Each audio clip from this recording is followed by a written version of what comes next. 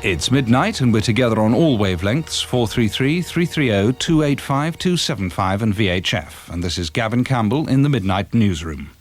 First, the headlines.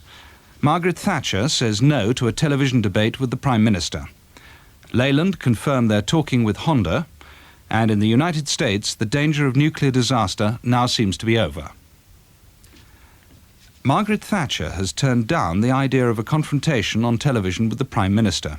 She said she believed issues and policies decided elections, not personalities. From Westminster, here's Brian Curtois. So voters will not be seeing Mrs Thatcher and Mr Callaghan together in televised debate during the election campaign. Yesterday, Mr Callaghan agreed in principle to the idea, but the Conservative leader made it clear in her reply to London Weekend Television that she was personally against it. Mrs Thatcher said that when a similar proposal from the BBC was discussed last summer, the Conservatives felt that if the debate was between the leaders of the two main parties, no additional time should be given to the leaders of the other parties.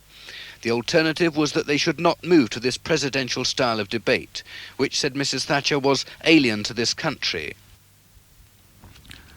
As expected, there were no surprises in this afternoon's budget. It was simply a caretaker measure designed basically to keep taxes flowing until the election. Tax allowances are to go up by about 9% from next August, unless a new government decides otherwise. And child benefit allowances are to be increased to £4 a week. Here's Christopher Jones. There was a disclosure by Mr Healy, prompted by Mrs Barbara Castle, making her last speech in the Commons, that the government had planned a further increase in child allowances in the autumn and some help on income tax, and an insistence that the government's economic policies had worked and improved the standards of living in Britain. Sir Geoffrey Howe, for the Conservatives, said the economic policies hadn't worked and hadn't really improved anything for anyone. And as for the Labour attacks on the common market, well, said Sir Geoffrey, they were attacking terms that this Labour government had themselves negotiated. The trial of the former Liberal leader, Jeremy Thorpe, on charges of conspiracy and incitement to murder has been delayed until May the 8th, 5 days after the general election. The postponement was granted by the Lord Chief Justice, Lord Widgery, and the High Court. At the hearing, Mr Thorpe's counsel said it might be undesirable if the trial started on the eve of an election. Matters which would arise in the trial referred to people right across the political spectrum. He added that Mr Thorpe's decision to stand again in his North Devon constituency depended on an adjournment being granted. Afterwards, Mr Thorpe confirmed that he would now be defending the seat. Experts say the worst danger at the damaged nuclear power plant near Harrisburg in Pennsylvania is now over. A hydrogen gas bubble that threatened to explode has now almost dissolved. From Harrisburg, Brian Saxton.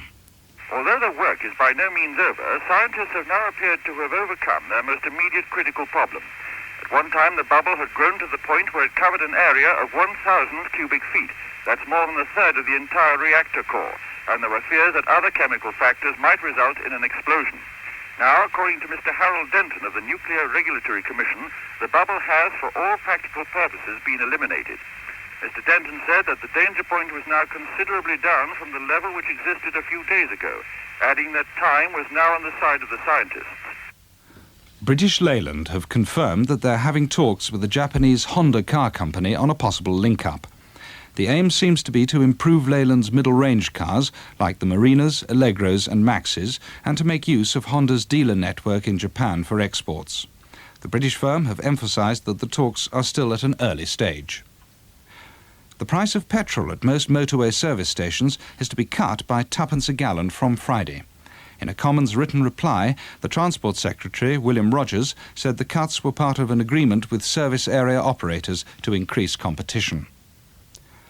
The world's major airlines have announced that airfares will go up by as much as 7% on most routes on May the 1st because of higher fuel costs. The increases were agreed during a week of talks in Geneva. Meanwhile, Sir Freddie Laker has applied to operate a full booking service on his transatlantic skytrain.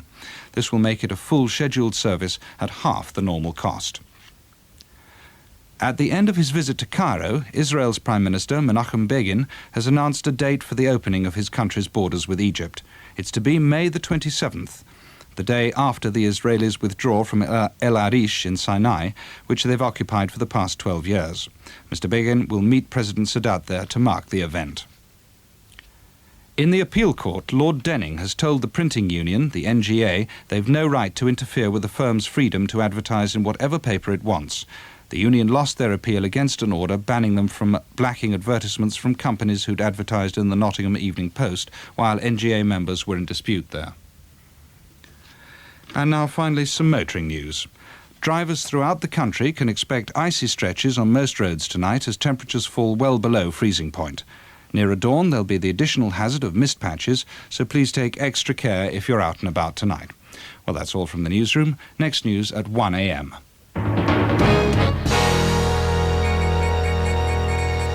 BBC Radio 2. Hello, Brian Matthew here with Round Midnight. Still pondering over that petrol going down tuppence a gallon and airfares going up because of increased fuel prices.